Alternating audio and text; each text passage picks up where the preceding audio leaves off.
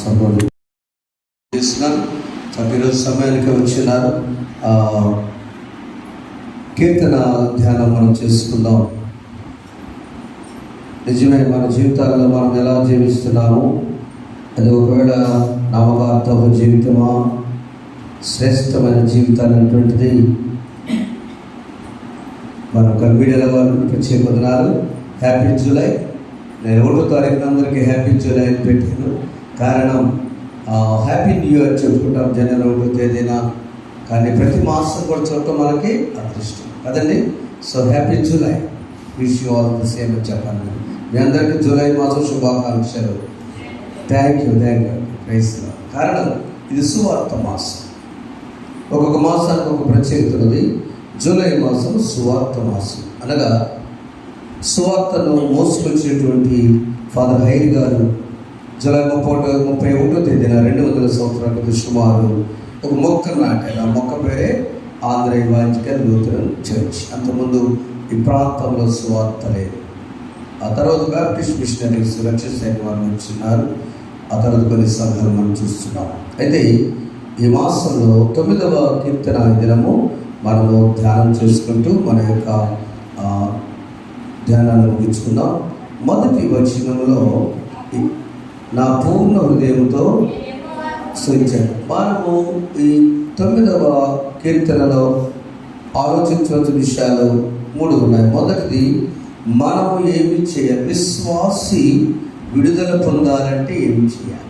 విశ్వాసి విడుదల పొందాలంటే what shall a believer should do to be redeemed అంటే, ఒక విశ్వాసి ఉన్నాడు, ఆయన కొన్ని ఉన్నాయి సమస్యలు, దాని నుంచి విడుదల పొందాలంటే ఏమి చేయాలో దీనిలో క్లియర్గా ఉన్నాయి. మొదటిది, పూర్ణ హృదయంతో నేను యెహోవాను స్తుతించాను. అంటే దేవుని స్తుతించేటప్పుడు ఎక్కడిక మనకి లోపల ఆయన దగ్గర నుంచి ఏది ఆశించి స్తుతించకూడదు. మాట చెప్పాలంటే, పాప స్కూల్కి వెళ్తానుకో, బాబు స్కూల్కి వెళ్ళానుకో, ఆ యూనిఫామ్కో బట్టలకో కొంత అవసరాలు ఉండేవి. ఆ అవసరాలు మనసులో పెట్టుకుని, నాన్నగారు మీరు ప్రసంగం చేస్తున్నారు, మీరు ట్రాఫిక్ పని చేస్తున్నారు, ఎంత బాగుంది, మీరు ఇది చేస్తే బాగుందని చేయకూడదు. ఆయనను నిజముగా పూర్ణ హృదయంతో స్తుతించాలి. పూర్ణ హృదయం. అందుకనే ద్వితీయోపదేశకాండం కూడా చదవక్కర్లేదు. 6వ అధ్యాయంలో నీ పూర్ణ హృదయంతో నీ దేవుని యెహోవాని స్తుతించాలి. కనుక మనం పూర్ణ హృదయంతో దేవుని praise the lord with full heart. మనము కొన్ని విడుదల పొందాలంటే, నెంబర్ 2, నేను అద్భుత కార్యం నేను వివరించాను. యెహోవా నీ అద్భుత కార్యములన్నింటినీ నేను వివరించినట్టే సాక్ష్యం. మొదటి స్తుతించుట, 2 సాక్ష్యము పలుకుట. దేవుడు చేసిన అద్భుత కార్యముల గురించి మనం మన ఇంటి వారితో సాక్ష్యం పలకాలి, మన స్నేహితులతో సాక్ష్యం పలకాలి. మనము ఎవరెవరితో వాట్సాప్ పెడతాం కదా, ఏం చేసిన అద్భుతం చెప్పండి. మీకు గత చెప్పారు కదా పోయిన వారం లోపాఖ్యానము, యెహోవా కృపగలవాడు, ఆయన వాత్సల్యత ఎడతెగక నిలుచున్నది కనుక మనము నిర్మూలం కాకుండా బ్రతికి ఉన్నాం. చెప్పకూడదు. ఒకసారి మీరు ఏం సాక్షి చెప్పండి, మాకు దేవుడు చేసి అనకూడదు. దేవుడు మనం బ్రతికించడమే, ఆయన స్తుతించే స్థితి ఇవ్వటమే గొప్ప సాక్ష్యం.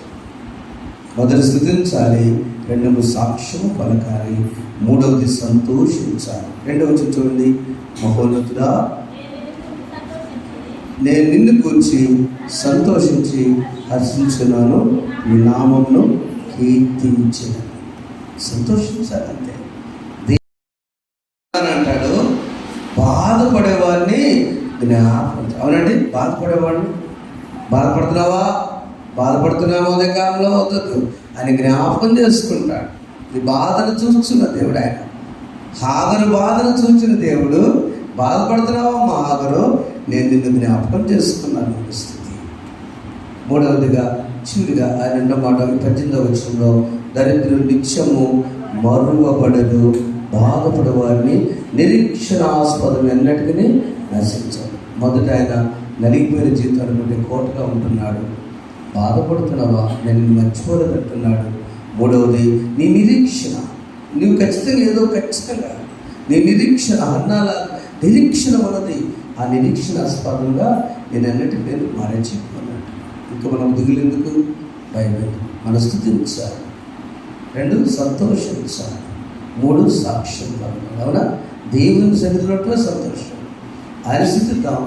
దేవుడు నాకు ఇంత శిక్షాన్ని చాలని సాక్ష్యపడ. దేవుడి కీర్తనను దీవించును గాక. ఆమె చిన్న పనులు పాడుకుందాం. అందరికి వచ్చిన పాట. స్తుతించెదను నిన్ను నేను మనసారా